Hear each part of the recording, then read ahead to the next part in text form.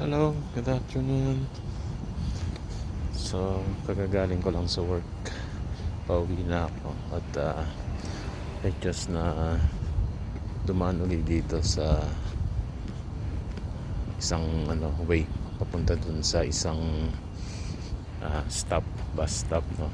So, ito rin yung dinaanan ko last time, around 800 meters apart from dito sa company namin papunta dun sa next bus stop. So ito yung surroundings niya. I will show it to you. So ayan, medyo mainit ngayon. Masarap ang simoy ng hangin kahit na medyo mainit. So siguro nasa around 28 degrees Celsius yung temperature ngayon. So medyo mababa na kumpara kaninang tanghali na nasa 30. Pauwi na rin halos yung mga tao.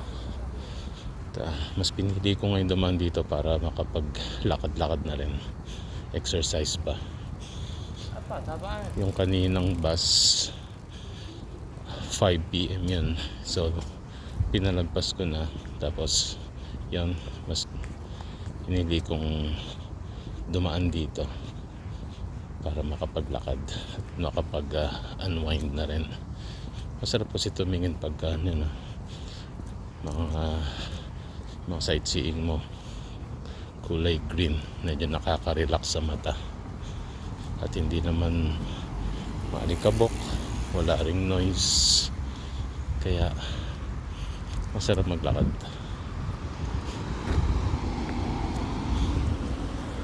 May parking area din doon, pero dito tayo sa papalabas.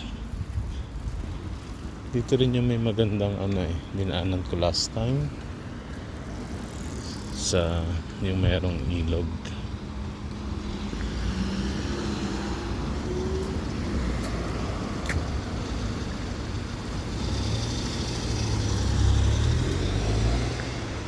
So priority ang mga nagtumatawid at mga nakabike, kaya hintay lang yung mga nakakotse.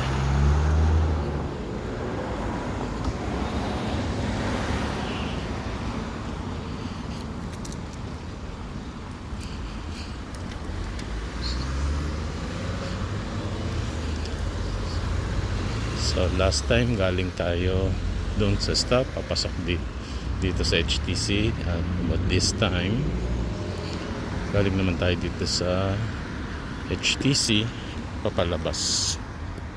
Okay, nakita niyo yan.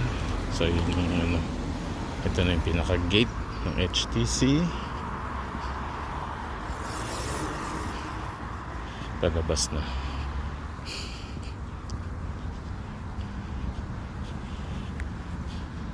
Parang madilim na pero actually maliwanag pa rin naman dito sa madilim lang sa video at hindi ko alam kung bakit.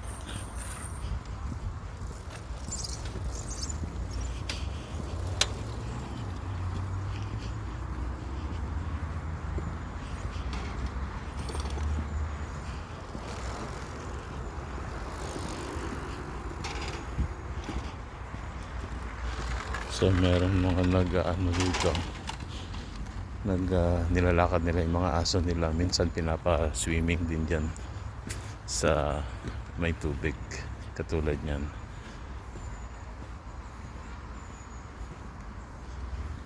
Anyway, mayroon pa nga doon nagbabasa ng libro, nagpapalipas ng oras yata. Nakaupo lang siya ron, nagbabasa. Sinasamantala na yung init ng panahon dahil in a few weeks time medyo lalamig na naman, mag-spring na, autumn, at bababa na naman yung temperature dito. So hindi na nila magagawa uli yung magbabad sa sunbathing, mag-basking under the sun, o kahit na magpunta sa mga ganyang open parks para yung araw. So nakikita nyo yung nandun sa di kalayuan, nagbabasa lang siya. Okay, so ang ganda rin naman ng araw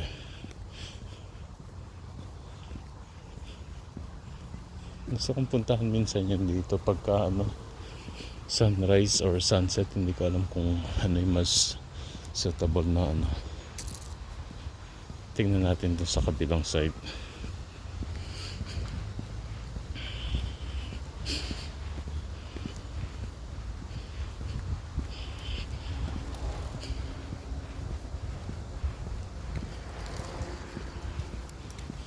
Mas maganda kaya kung magbisikleta rin ako. Kaso medyo malayo eh. Baka hindi ko kayahan. Siguro kung 4 na kilometro o 5 kilometro lang, baka kaya ko pa. Pero nasa doble eh. Halos 10 kilometro din dito. Ang layo eh. So ayun, doon tayo pupunta mamaya pauwi. But this time, dito muna tayo, tingnan natin dito sa banda rito kung anong meron. Maaga pa naman eh. 5:18 pa yung dating nung bus. Ang oras na ba? 5:10. So 8 minutes na lang. Ako hindi ko na pala kaya. So balikan na lang natin to sa susunod. Ganda ng place eh, no? Tapos meron pa doon. So punta na tayo dun sa ano, sa stop. 8 minutes na lang eh. Kaya mga ano na, yung kalsada oh. Nag-uumpisa na nga mag ano yung autumn. So sa susunod halos lahat yung kalsada na yung covered na ng mga dahon.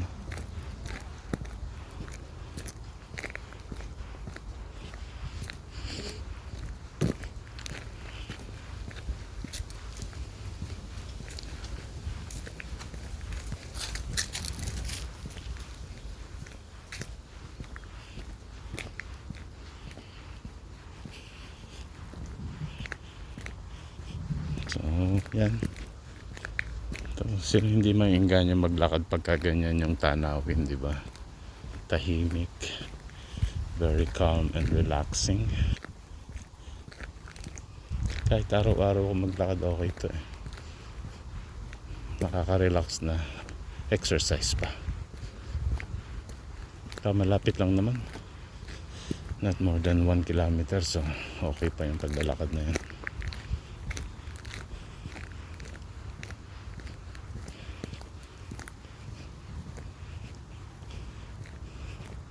So ipas ko muna dito, tapos doon na tayo sa bandang dulo mag-resume ng pag-video. So ito na yung dulo nung shortcut. Makikita nyo mayroon pang namimingwit na lokal.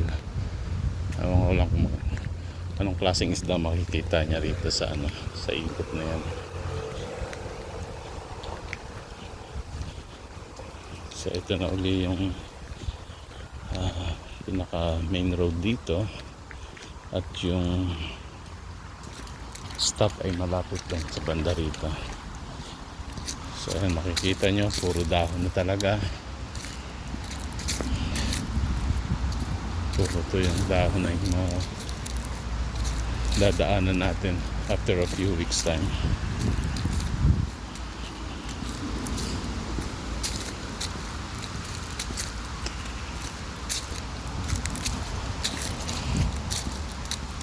Sakto lang yung paglalakad natin kasi in 5 minutes 4 minutes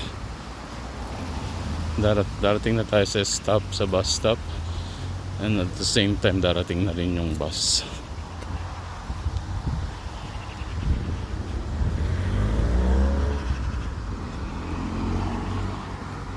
So ayan, malapit na.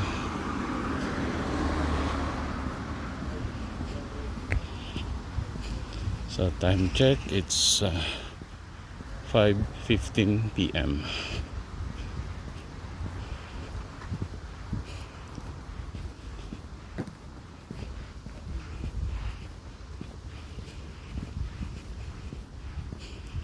Yung mga bahay dito kung napapansin nyo, square type. Medyo iba to sa neighborhood namin. Dito sa kabila, iba rin. mas malalaki. Pero most of them, yung mga ano nila is malalaking windows para inaano nila kasi pumasok yung liwanag.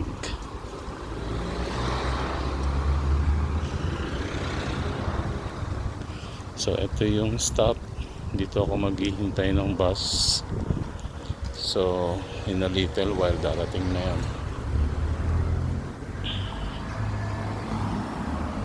So okay, maraming salamat sa pagsama niyo sa akin at kita-kits ulit tayo.